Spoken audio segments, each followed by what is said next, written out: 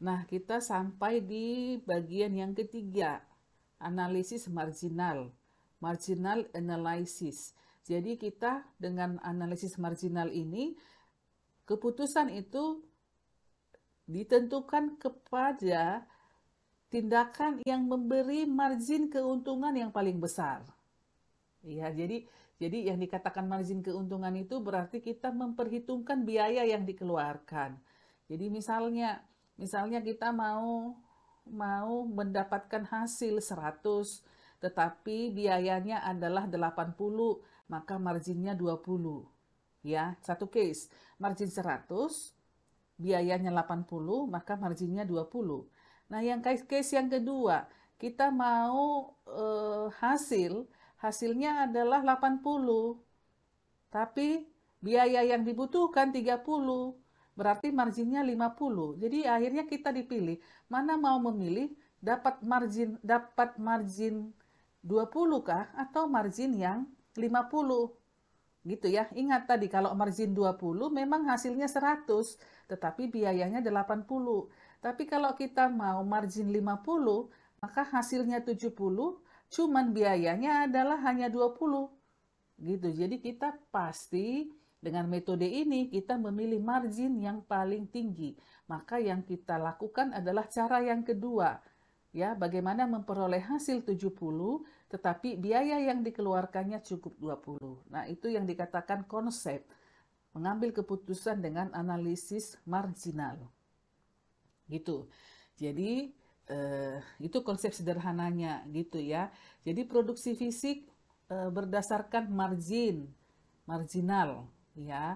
Tambahan keluaran atau output yang dihasilkan dihubungkan dengan pendapatan yang diperoleh dan biaya yang dikeluarkan. Ya, jadi ada hasil yang diperoleh dibandingkan dengan biaya. Dari mana kita dapat hasilnya? Dari realisasi atau asumsi perhitungan. Gitu. Konsepnya melihat batas tambahan input yang diperkenankan.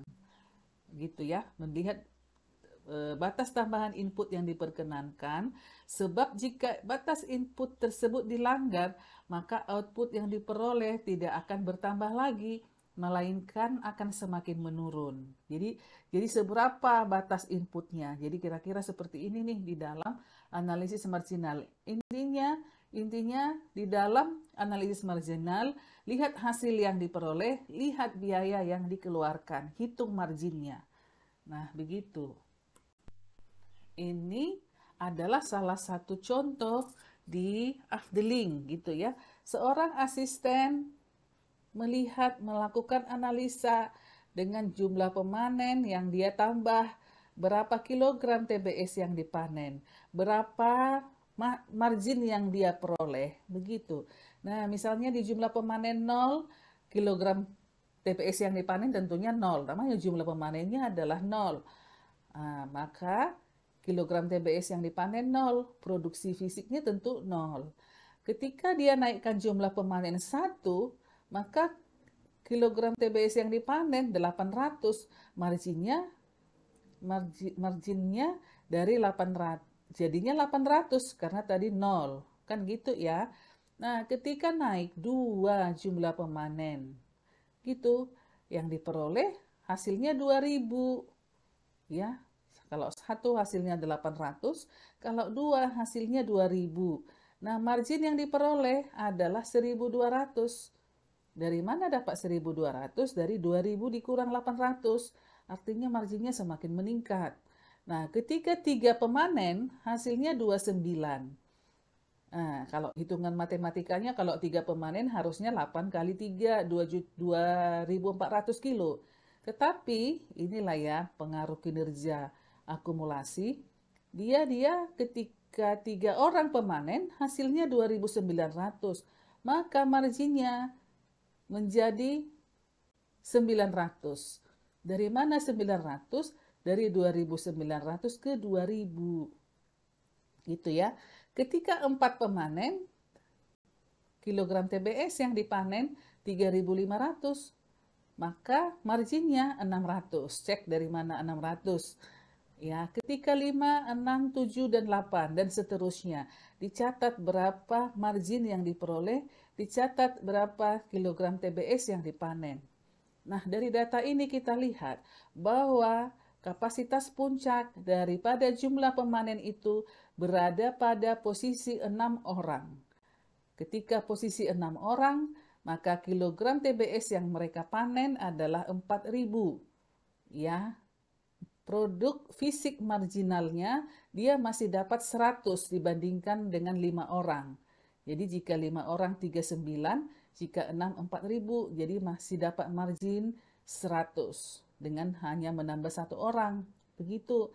Nah, kalau dia kali matematika tadi, kalau dia 6 orang, maka dia dikalikan 800 kapasitas 1 orang, harusnya dia 3,2, tapi ini dapatnya 4.000. Gitu ya. Nah, cek ya. Nah, ketika jumlah pemanen ditambah 7, kilogram yang dipanen jadi 3.700, marginnya berkurang 300. Ketika 8 orang, kilogram TBS yang dipanen 3.000, marginnya jadi minus 700. Jadi perhatikan di sini. Maka ketika 7 orang pemanen, margin yang kita peroleh itu sudah menjadi minus 300. Rugi gitu ya. Berarti ada biaya-biaya yang lain yang menjadi beban. Begitu, jadi dia yang ideal untuk afdeling ini adalah jumlah pemanennya 6 orang. Ya, jadi keputusannya adalah jumlah pemanen adalah maksimum 6 orang.